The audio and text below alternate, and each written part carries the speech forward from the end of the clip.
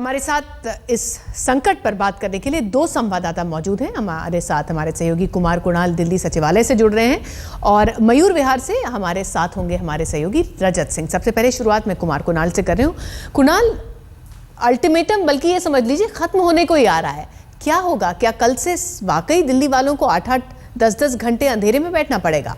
देखिए, अभी तक जो सरकार की रणनीति लग रही है रितुल, वो सीधी तौर पर रह रही है कि एक तो कड़े शब्दों में बात की जा रही है केजरीवाल साहब की तरफ से। अभी सुबह में हमारी जब बात हुई थी तो उन्होंने सीधे सीधे चेतावनी दी प्राइवेट कंपनियों को कि लोगों को दिक्कत न होने दी जाए। अगर लोगों को दिक्कत होती है तो वो सख्त कार्रवाई करेंगे, लाइसेंस कैंसिल तक किया जा सकता है। दूसरी जो स्ट्रेटजी सरकार की चल रही है, वहां पर एक मीटिंग अभी बुलाई गई थी थोड़ी देर पहले। मुख्य सचिव ने एक मीटिंग बुलाई थी, उसमें दिल्ली इलेक्ट्रिसिटी रेगुलेटरी कमीशन को भी बुलाया गया था, साथ ही साथ बिजली कंपनियों को भी बुलाया गया था और इस बात पर विचार विमर्श हुआ कि आखिरकार किस तरीके से ये पूरा संकट टाला जा सकता है। क्योंकि जो लेटर लिखा गया था दिल्ली सरकार की तरफ से, जहां से बिजली आती है एनटीपीसी जैसी कंपनियों को, उनको ये कहा गया था कि अभी आप दिल्ली को कम बिजली देना ना शुरू करें, क्योंकि अभी हो सकता है कि आपका पैसा बाकी हो, लेकिन उसको हम आगे देख लेंगे। अभी फिलहाल जिस तरीके से बिजली पहले दी जा रही थी उसी अनुपात में दिल्ली को बिजली दिया जाए। उस पर एनटीपीसी ने साफ मना कर दिया है, कहा है कि पहले पैसा दीजिए तब आगे बिजली मिलेगी। तो अगर बिजली ही नहीं आएगी तब सख्ती भी बेमानी हो जाती है, क्योंकि जब बिजली कंपनियों के पास बिजली ही नहीं होगी तो आगे वो लोगों को कैसे देंगे? वही बात कुणाल मैं आपसे पूछना चाह रही हूँ कि ये जितने भी सख्ती का सख्त शब्दों का इस्तेमाल सीएम कर रहे हैं, अगर बिजली होगी ही नहीं तो फिर क्या, लाइसेंस रद्द करके भी क्या मिल जाएगा? देखिए, यही सबसे बड़ी बात है, क्योंकि 1 फरवरी यानी कल का टाइम है, कुछ घंटे बचे हैं 1 फरवरी में, और इस तरीके से अगर एनटीपीसी की तरफ से बिजली की कटौती होती है तो शॉर्ट टर्म जो इंतजाम किए जाते हैं उसको एक बड़ा झटका लगेगा। तकरीबन 500 मेगावाट माना जा रहा है कि जो पूर्वी दिल्ली और खासतौर पर सेंट्रल दिल्ली यानी जो पुरानी दिल्ली का इलाका है, चांदनी चौक, करोल बाग, पहाड़गंज, इस तरीके के इलाके हैं, उनमें सीधे तौर पर इसका असर पड़ेगा। 8 से 10 घंटे तक की कटौती की बात कही जा रही है। अब मुश्किल ये है कि पैसा कहां से आएगा? अगर बिजली कंपनियां कह रही हैं कि उनके पास पैसा नहीं है तो फिर क्या सरकार उनको बेल आउट करेगी? क्या सरकार पैसा देगी? अगर सरकार कहती है सख्ती के साथ कि हम मदद नहीं करने को तैयार है, तो फिर वो मदद आएगी कहां से? बिजली खरीदी कहां से जाएगी जो सीधे सीधे कंज्यूमर तक पहुंच जाए? तो ये एक बड़ा सवाल है जिस पर अभी तक कोई सॉल्यूशन नहीं निकला है। हो सकता है देर शाम तक कोई इस पर कोई नतीजा निकले, लेकिन अभी तक जो हमें जानकारी मिली है इस पर कोई भी नतीजा नहीं निकल पाया जी। और संकट ज्यादा बड़ा दिल्ली वालों के सामने ये कि कल से क्या वाकई 8 से 10 घंटे की कटौती उनको झेलनी पड़ेगी। पूर्वी और सेंट्रल दिल्ली के इलाके हैं जो सबसे ज्यादा प्रभावित होंगे। हम आपको पूर्वी दिल्ली के मयूर विहार इलाके में लिए चलते हैं। हमारे संवाददाता रजत इस वक्त वहां पर खड़े हैं और साथ में उनके मौजूद हैं इलाके के कुछ लोग भी। रजत, अभी जिस तरह का टकराव की स्थिति पैदा हो गई है, उसके बाद जो इलाके प्रभावित होंगे उनमें से एक मयूर विहार भी होगा। क्या आपकी वहां के लोगों से बात हुई? चिंतित है क्या, या उनको लगता है कि कोई रास्ता निकल आएगा? जी बिल्कुल ऋतुल, लोगों से हमारी बात हुई और लोगों के मन में सबसे बड़ी जो चीज चल रही है वो यही चल रही है कि 50% बिल कम होने थे, लेकिन अब नौबत ये आ गई कि 10-10 घंटे बिजली ही नहीं मिलेगी। तो जब बिजली नहीं होगा तो बिल अपने आप कम होगा।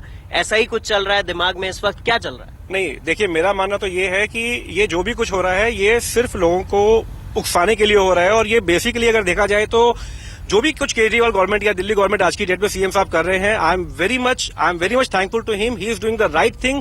लोगों को पेशेंस चाहिए, पेशेंस रखिए अपने अंदर। अरे उन्हें डिलीवर तो करने दीजिए, कोई जादू की छड़ी नहीं है, वो आज कहेंगे और एकदम से हो जाएगा। लेकिन कंपनी ने साफ कह दिया है कि पैसा नहीं है तो बिजली नहीं दी जाएगी। इस पर क्या सोचते हैं? मैं ऐसा सोचता हूं कि ये कंपनी ने जो कहा है ये कुछ भी नहीं है, पॉलिटिकली ड्रिवन है, क्योंकि बिजली देने वाली कंपनियां, डिस्ट्रीब्यूशन करने वाली कंपनियां, ये सभी कंपनियां सेंटर के साथ में जुड़ी हुई हैं। इन्हें कहीं ना कहीं हमें आम आदमी को लगता है कि इन्हें आश्वासन दिया गया है कि आप इन्हें तंग कीजिए, लोगों को भड़काइए, ताकि लोग ये कह पाए कि इनकॉम्पिटेंसी है गवर्नमेंट की, जबकि गवर्नमेंट इनकॉम्पिटेंट नहीं है। मेरी बात पूरी करने दीजिए।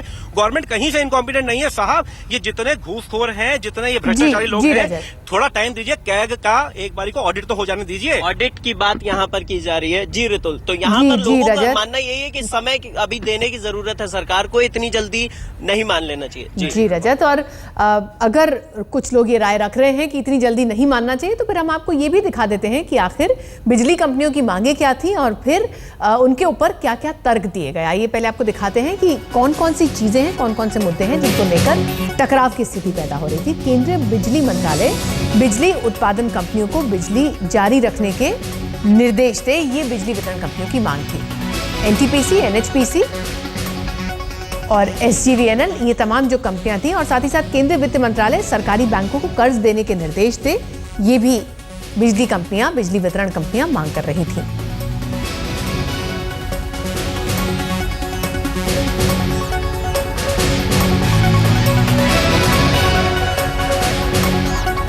और तर्क जो दिया जा रहा था इनकी तरफ से वो ये कि बीएसईएस को 55 करोड़ तक का नुकसान पहुंचा था। ये 31 मार्च 2013 का घाटा है जब आपको दिखा रहे हैं, जो और बढ़ा, और बाद में बैंकों ने बीएसईएस को कर्ज देना बंद कर दिया था। दरअसल बिजली के दामों में जो कमी आई उसकी वजह से नुकसान हो रहा है। 31 दिसंबर 2013 तक बिजली उत्पादन कंपनियों के पैसे बकाए थे और बिजली उत्पादन कंपनियों से बिजली खरीदने के लिए पैसे थे ही नहीं। 204 करोड़ तक का बकाया रुपया भी था और बिजली नहीं खरीद पाने की वजह से कटौती होगी, और ये कटौती 8 से 10 घंटे तक की होगी। हमारे साथ हमारे दो संवाददाता इस वक्त इसी मुद्दे पर जुड़े हुए हैं। हम कुमार कुणाल के पास आपको लिए चलते हैं, जो दिल्ली सचिवालय से के बाहर मौजूद है, और हमको बता रहे थे कि अभी तक फिलहाल इस मामले में डेडलॉक टूटता हुआ दिख नहीं रहा है। लेकिन कुणाल, अगर पेमेंट नहीं होता है, अगर हम बहुत ही रियलिस्टिक सिनेरियो लेके चलें, फिर क्या होगा? देखिए, दो चीजें हैं इसमें हो सकती हैं। एक तो सबसे बड़ी बात है कि सरकारी कंपनियां हैं जो कि बिजली जनरेशन कंपनी है, जैसे NTPC, national thermal power corporation है, वो सरकारी कंपनी है। तो हो सकता है कि केंद्र को हस्तक्षेप करना पड़े इस पूरे मामले में। उन्हें कहा जाए कि बिजली आप दें कम से कम, क्योंकि दिल्ली में हालात खराब हो सकते हैं। दूसरी है कि कुछ पार्शियल पेमेंट किया जाए। पार्शियल पेमेंट का मतलब है कि जो जितना बकाया है एनटीपीसी का, उसमें से कुछ हिस्सा बीएसईएस इस वक्त। जी कुणाल, बहुत बहुत शुक्रिया इस वक्त ये बताने के लिए।